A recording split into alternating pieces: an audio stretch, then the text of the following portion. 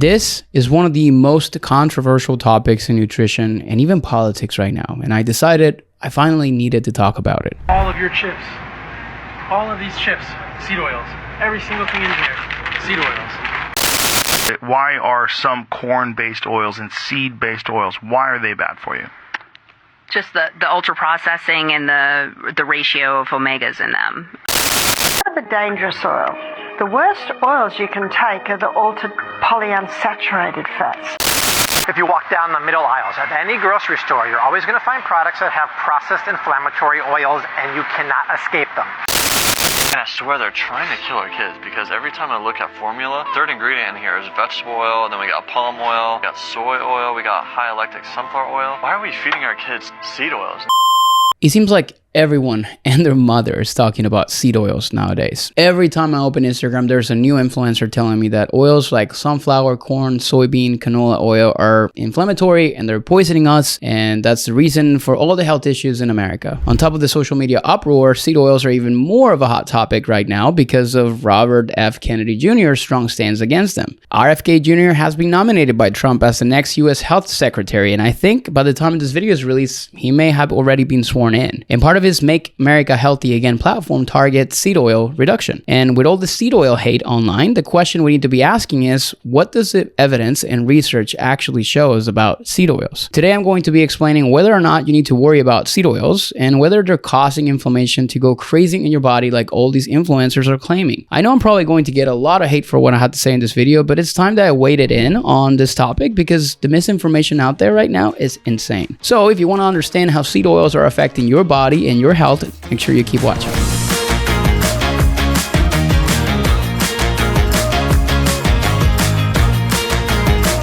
Hey everyone, welcome back to my channel. If this is one of your first time watching one of my videos, my name is Andres. I'm a registered dietitian who helps men transform their habits, drop weight without really extreme diets or giving up the foods that they like to eat. I'm here to give you clear, evidence-based, and science-backed nutrition advice that is going to get you to your goals. No fear-mongering, no gimmicks, and no nonsense. If that's what you're looking for, hit that subscribe button, and then let's get into today's video. We're going to dive into the topic of seed oils today, and I want to start off by saying that I've seen the comment sections of other videos on this topic, and people typically get pretty heated about this. So I just want to make it clear that if you cut seed oils out of your diet and you feel like it's the one thing that transforms your health, great.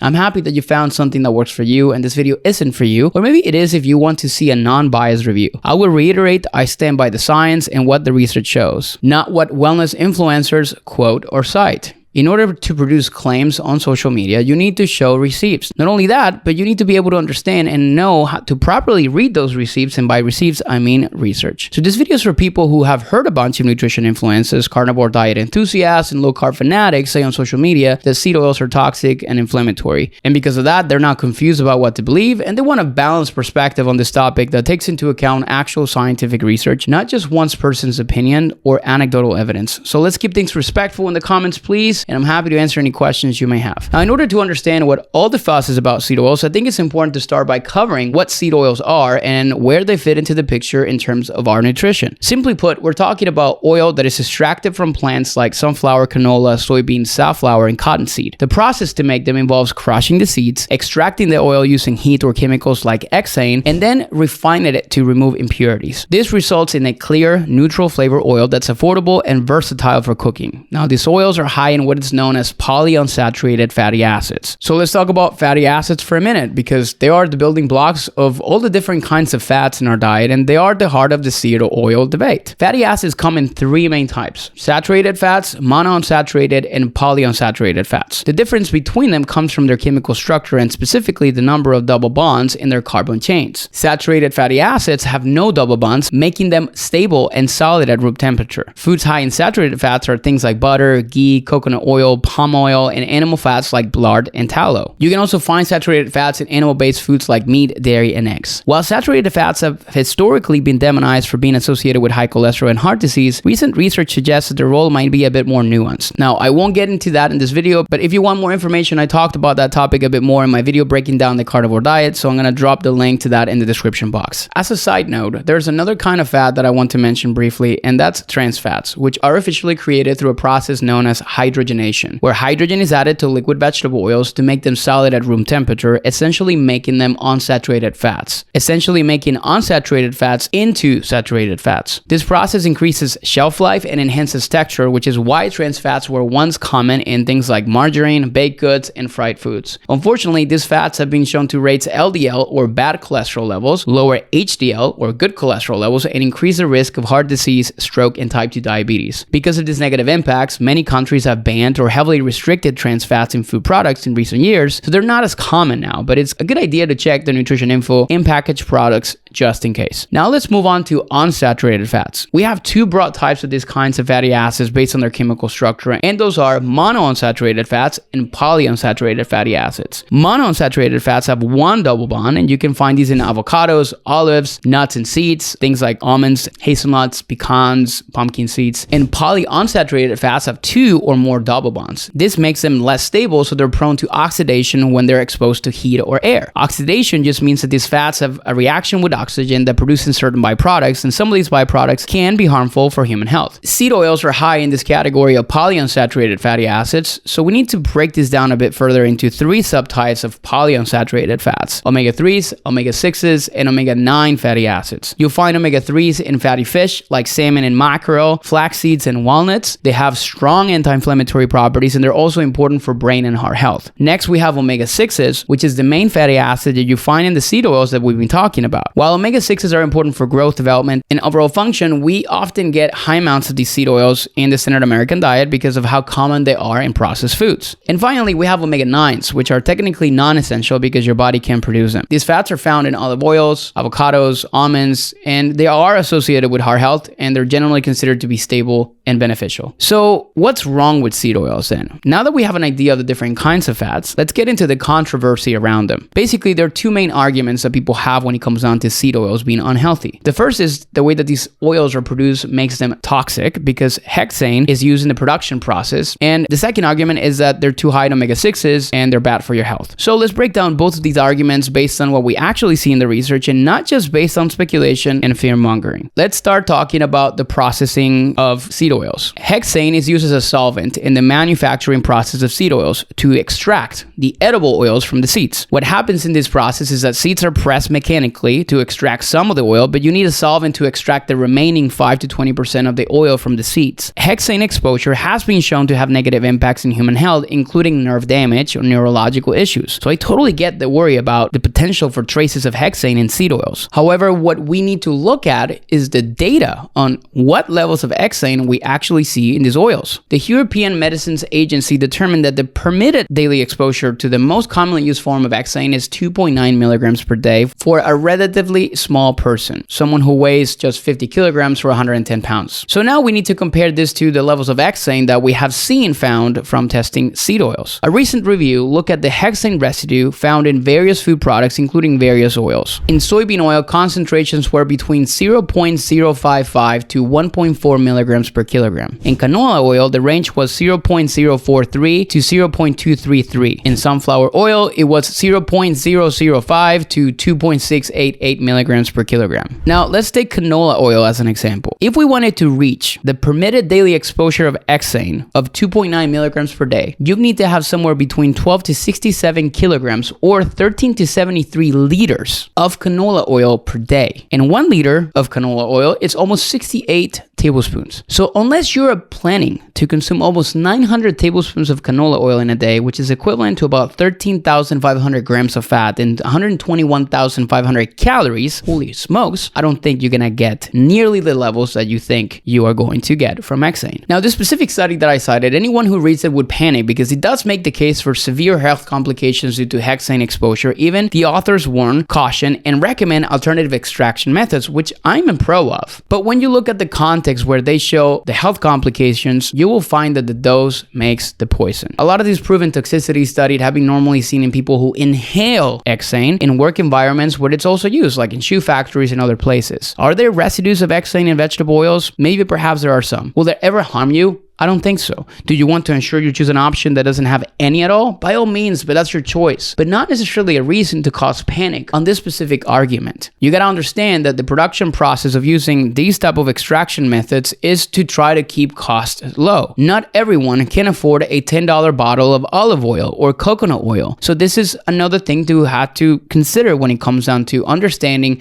how these production processes affect the ability to get healthy foods. Okay, we're going to close that argument and let's talk now about some of the other evidence around the effects of seed oils on your health. One challenge that we have when it comes down to looking at the health impacts of seed oils is that we're not going to get much value from epidemiological studies on these oils. So what I mean is, if we're just looking at populations and seeing the quantity of polyunsaturated fats consumed and then comparing that to the levels of disease in that population, it really doesn't tell us much about the effects of omega-6 fatty acids, because oils are also a major source of excess calories in our diets. And excess calories lead to increased body fat, and having excess body fat is independently associated with inflammation and many chronic diseases. And then layer on top of that, you have the fact that many foods that are high in omega-6 fatty acids are also highly processed foods that also contain high levels of sugar, saturated fats, and or salt, which also can have a negative impact on health in higher quantities. So all of this to say is that we need to be able to look at the effects of seed oils in isolation to get any helpful information about them. And the type of research that we need in order to do this, it's what's called a randomized controlled trials in humans, where we're replacing saturated fats in the diet with polyunsaturated fats while keeping calories and other aspects of the diets the same, and then seeing what the effects are on various health markers. Now, it's important that we're looking at the impacts in humans if we want the results to mean anything, because a lot of the research we have on seed oils, and it's what a lot of these influencers typically use, is looking at the mechanisms in petri dishes and cells, or giving mice very high fat diets and seeing what happens. And influencers, again, love to use this kind of research to support their claims, but what is happening at the level of mechanisms in a petri dish is often not reflected in the outcomes you get when you have hundreds of biochemical processes happening at once in the human body. For example, if we look at linoleic acid, the most abundant omega-6 fatty acids in the human diet, it is a precursor of something called arachidonic acid. And arachidonic acid can trigger inflammatory cascades, so you might make the jump and say that omega-6 fatty acids are bad for you and cause inflammation. However, when we look at the randomized controlled trials, or RCTs, we don't see the effects that you may expect. One study that pulled the results of 30 randomized controlled trials found that increasing dietary linoleic acid intake does not have a significant effect on the blood concentrations of inflammatory markers. And that is a reminder that these kinds of systematic reviews and meta-analyses that combine the results of multiple studies are the highest quality and most reliable form of evidence that we have available. Results like this are pretty typical when we look at other RCTs and meta-analyses of RCTs on the impact of omega-6 fatty acids on health outcomes. I'll just go through a few more examples to illustrate my point. Now, this review, though it's not a systematic one, I should add, look at the effects of soybean oil, which technically not a seed oil, but is still considered a vegetable oil, look at cardiovascular disease risk and inflammatory markers and oxidative stress in humans. And it showed, and I quote their findings, consistent evidence shows that replacement of sources of saturated fats with soybean oil improves lipids and lipoprotein. Furthermore, evidence from clinical trials shows that soybean oil does not increase in vivo measures of inflammation or oxidative stress. Thus, collectively, evidence suggests that soybean oil has favorable effects on CVD risk, or cardiovascular disease risk. Then we have this review from the Cochrane Library, which is one of the largest and most robust databases of systematic reviews. And he published a 285 paper that evaluated 15 different randomized controlled trials with over 56,000 participants, and it found that when you replace and reduce saturated fat intake and replace it with plant oil, you will find a 17% reduction in cardiovascular disease risk and also a reduction in cholesterol levels. Now, this is one of my favorite studies. This was really interesting. This was a randomized, double-blind, randomized controlled trial where they fed 61 participants with muffins. The difference between the muffins was that half of them contained palm oil, which is very high in concentrations of saturated fats and not a seed oil, and then the other half were giving muffins made with sunflower oil, a seed oil that is high in polyunsaturated fats. The goal was to actually try to get these overweight people to already gain more weight, so they fattened them up in both of these groups through muffins, literally. And then they put them on a diet for 4 weeks. They wanted to know what happened with their liver markers, their body composition, and a bunch of other things. By the way, this was a study that was conducted in Sweden, not funded by Big Seed. Did you also know that Sweden ranks in top 10 of best quality of healthcare in the world? Let's look at the results of this study after they fattened them up and gave them these different kinds of muffins into 2 separate groups and to see what happened. First, saturated fat overfeeding deteriorated deteriorated the blood lipid profile, increasing LDL cholesterol and ApoB, whereas polyunsaturated fats overfeeding reduced atherogenic blood lipids despite the weight gain. So this means that in both groups, the people that ate the muffins that had seed oils actually had a decrease in their blood lipid markers. Second, liver fat increased by 53% in the saturated fat group, whereas in the polyunsaturated fat group, there was a 2% decrease. Now, what is interesting was that when both of these groups were put on a diet for 4 weeks to lose the weight, all the difference that I just explained when you feed someone saturated fats versus polyunsaturated fats completely disappeared. This begs the question, is it really the type of oil the issue that we need to be addressing here, or the fact that we just need to reduce our calorie intake because you're eating way too much food in here? Now let's take a look at cancer. This review took a look at 10 prospective cohorts that combined nearly 1.5 million people. These observational studies took a look at the incidence of cancer in a large group of people over time in comparison to several factors, including diet. They specifically wanted to look at dietary fat intake, and they found that high intakes of total or saturated fats were associated with an increased risk of lung cancer. This was seen mostly in smokers, but even the smokers who consume more polyunsaturated fats compared to saturated fats had a decreased incidence of cancer compared to the other group. By the way, in case you're wondering who funded these studies and go down the big food, big pharma coming to get us rabbit hole, 90% of every study I cited have been independently funded. So clearly you see the strength of the evidence pointing towards showing you that when polyunsaturated fats increase in the diet and saturated fats decrease, there are benefits. So far, where is the health issues happening with the seed oils? Now, the final argument I want to address when it comes down to omega-6 is people who are worried about the oxidation at high temperatures when you're cooking them. Maybe you've heard claims that heating seed oils creates dangerous compounds that trigger inflammation and other health problems. Well, there is some evidence to show that there are negative impacts of consuming oxidized oils. One study that took sunflower oil and repeatedly heated and cooled it 20 times to simulate fast food cooking conditions found that it caused increases in inflammatory markers when it was consumed. However, when we look at another small study with just one heating cycle and moderate oxidation of the oil, consuming this oil didn't really seem to have any meaningful health impacts. So what I'll leave you with here is that there isn't a ton of great evidence on how these heated oils and oxidized oils are affecting your health. But if you're eating a ton of fried fast foods, you really have to question, are seed oils the biggest problem, or is it the fact that you're having a ton of excess calories, sodium, probably a lot of saturated fats, and a lot of nutrient poor foods in general? I mean, I think what we're seeing here is with this whole seed oils controversy, it's like people overly fixating on and demonizing one single ingredient while totally missing the big picture of what someone's overall diet looks like. So I'm going to finish up this entire video with one